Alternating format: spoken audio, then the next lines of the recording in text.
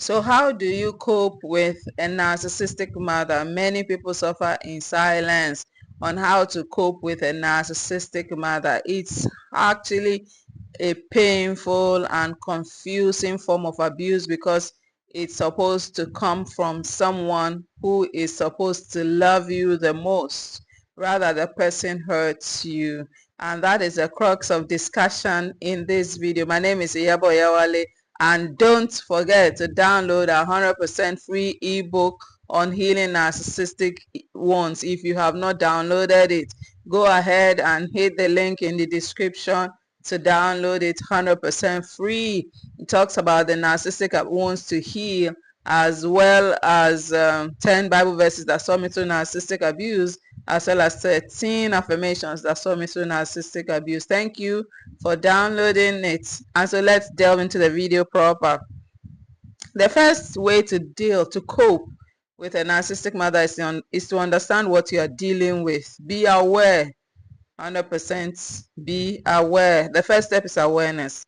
A narcissistic mother will often make everything about herself, minimize your pain, use guilt, shame, or silent treatment, compete with you, control your choices, invalidate your emotions, and then punish you for setting boundaries. These are all things a narcissistic mother is gonna do. And growing up with her leaves you confused because one minute she's loving, the next minute she's cold or cruel. You may even feel guilty for calling it quote and unquote abuse. But clarity is freedom. The Bible says, by their fruits you shall know them.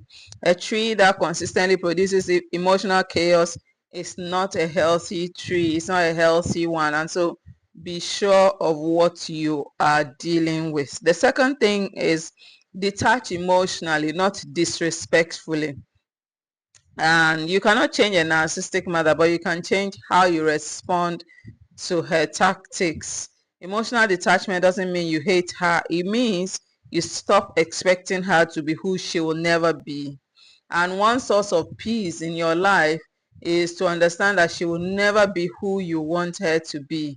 When you come to terms with the fact, I tell you, peace becomes your friend. And then you also stop seeking validation from her, and then you also stop taking her comments personally. Stop taking her comments personally, and also stop trying to quote and unquote earn her love. And emotional detachment is spiritual maturity. Jesus walked away from people who refused to see him for who he was.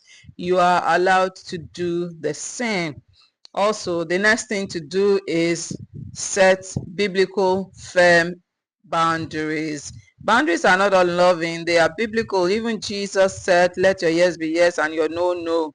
With a narcissistic mother, you must communicate limits clearly and enforce them consistently, and expect pushback, because the pushback will come, and then expect guilt trips, because they are going to come, and then expect emotional reactions. She may accuse you of dishonor, because the Bible said we should honor our parents.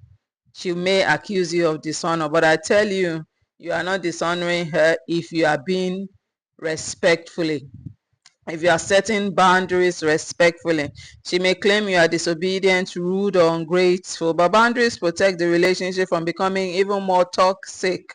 You can say things like, I'm not discussing this anymore. I won't tolerate disrespectful language. I'm leaving this conversation now. Boundaries are protection.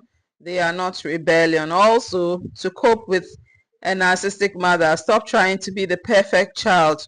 If you grew up with a narcissistic mother, you learned how to walk on eggshells.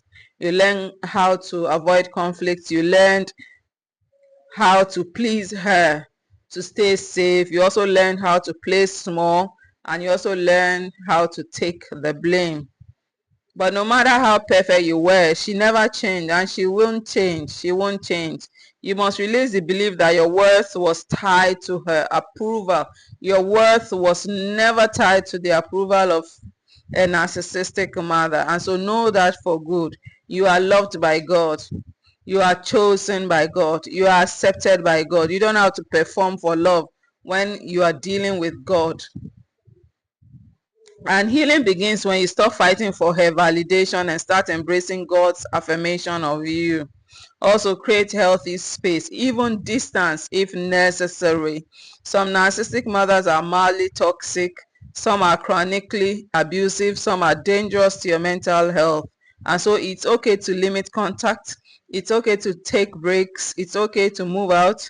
It's okay to reduce phone calls. It's okay to reduce to skip visits. It's also okay to go no contact if necessary. God never told you to stay in an emotional bondage in the name of quote and unquote honor. Honor does not mean tolerating abuse. Honor means living in truth, peace, and boundaries.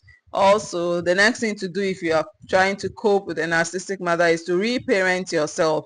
When you grow up with a narcissistic mother, you grow up with low self-worth, self-doubt, anxiety, people-pleasing, emotional wounds. You must now become the safe parent to yourself that she wasn't. She wasn't a safe parent for you at all. And so now you got to parent yourself. That means speak kindly to yourself, validate your own feelings, practice self-care, learn emotional regulation, surround yourself with healthy people, start therapy or biblical counseling, and journal your inner child's pain. Bleed on paper, as I always say, put all your pain on paper. You can heal the parts of you that she broke. Let God heal the wounds she created. That's the last part of this video. At the end of the day, no human being can heal you the way God can. Give God the rejection, give God the abandonment, give God the hurt, give God the confusion, give God the longing for a mother's love. David said, when my father and mother forsake me, the Lord will take me up. You are not motherless, you are not abandoned, you are not broken beyond repair. God will restore you, God will comfort you, and God will teach you what love really is. I pray this video brought you clarity. If it did, do let me know in the comments, and don't forget to share this video with a friend who needs it. Thank you so much for watching it. I'll see you in my next.